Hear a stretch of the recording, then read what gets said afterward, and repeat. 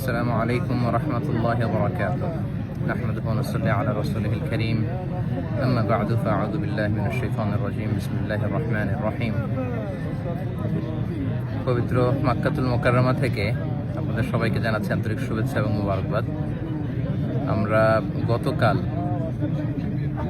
মক্কাতুল মুকাররমাতে 27-এর কদরের রাতকে কাটিয়েছি। আজকে বাংলাদেশে 27-এর কদর, একটি গুরুত্বপূর্ণ কদরের রাত। আল্লাহ রাসূল সাল্লাল্লাহু আলাইহি সাল্লাম, আমরা জানি যে লাস্ট 10 ডেজ অফ রমাদানে রাতে ঘুমাতেন না, একান্তভাবে তিনি ইবাদত করতেন। আমরা গতকাল দেখেছি লাখো লাখো ধর্মপ্রাণ মুসল্লিরা কাবার প্রান্তরে কেউ উমরা করেছেন, কেউ কিয়ামুল লাইলে অংশগ্রহণ করেছেন, তারাবিতে অংশগ্রহণ করেছেন। আলহামদুলিল্লাহ, আজকে বাংলাদেশে 27-এর কদরের রাতকে আমরা উদযাপন করছি। আল্লাহ রাসূল সাল্লাল্লাহু আলাইহি সাল্লাম আম্মা জান আয়েশা রাদিয়াল্লাহু তাআলা আনহাকে এই রাতে একটি বিশেষ দোয়া পড়তে বলেছেন। তিনি বলেছেন যে, আয়েশা, তুমি যদি এই রাত পাও তাহলে তুমি পড়বে আল্লাহুম্মা ইন্নাকা আফুউন তুহিব্বুল আফওয়া ফাআফু আন্নী। অর্থাৎ, হে আল্লাহ, আপনি ক্ষমাশীল, আপনি ক্ষমা করাকে পছন্দ করেন, আল্লাহ আপনি আমাদেরকে ক্ষমা করেন।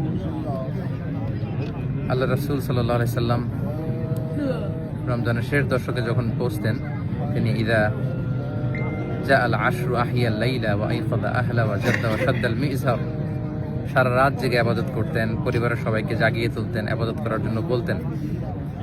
এবং সারা বছর কোরআনের যে আয়াতগুলো নাজিল হয়েছিল এগুলো তিনি জিবরাইল আলাইহিস সালামের সাথে রিভাইজ করতেন, তিনি শোনাতেন। জিবরাইল আলাইহিস সালাম আবার আল্লাহর রাসূল ইসলামকে পড়ে শোনাতেন। তো এই ক্ষমার রাতে আমরা যেন আল্লাহর কাছ থেকে ক্ষমা পেতে পারি, আমরা কায়মানো বাক্যে আল্লাহ তাআলার কাছে ক্ষমা চাই। আল্লাহ যেন আমাদেরকে উতাকা মিনান নার, জাহান্নামের আগুন থেকে রমাদানে যে মুক্তির ঘোষণা দেওয়া হয়, সেই মুক্তিপ্রাপ্ত বান্দাদের অন্তর্ভুক্ত যেন আমরা হতে পারি।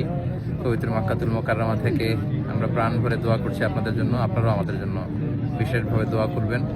এবং স্পেশালি আমাদের হাসানা ফাউন্ডেশনের জন্য আমি দোয়া চাই।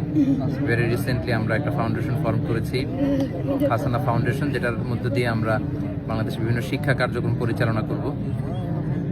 কদরের এই বরকতময় রাতে হাসানা ফাউন্ডেশনের ভবিষ্যৎ কার্যক্রমগুলো যেন আমরা স্মুথলি পরিচালনা করতে পারি। আপনারা এই ফাউন্ডেশনটির জন্য দোয়া করবেন।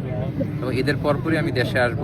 এখন থেকে আমি দেশেই সেটেল করব, দেশেই থাকবো এবং ফাউন্ডেশনের বিভিন্ন কার্যক্রম সরাসরি পরিচালনা করবো ইনশাআল্লাহ। আপনাদের সবার কাছে দোয়া আছে, সবার জন্য আবার অফুরন্ত দোয়া ভালোবাসা জানিয়ে মসজিদুল হারাম থেকে বিদায় নিচ্ছি, পবিত্র মক্কাতুল মুকাররমা থেকে। হাদা মা ইনদি ওয়াল ইলমু ইনদাল্লাহি আলাইহি তাওয়াক্কালতু ওয়া ইলাইহি উনীব। আসসালামু আলাইকুম ওয়া রাহমাতুল্লাহি ওয়া বারাকাতুহু।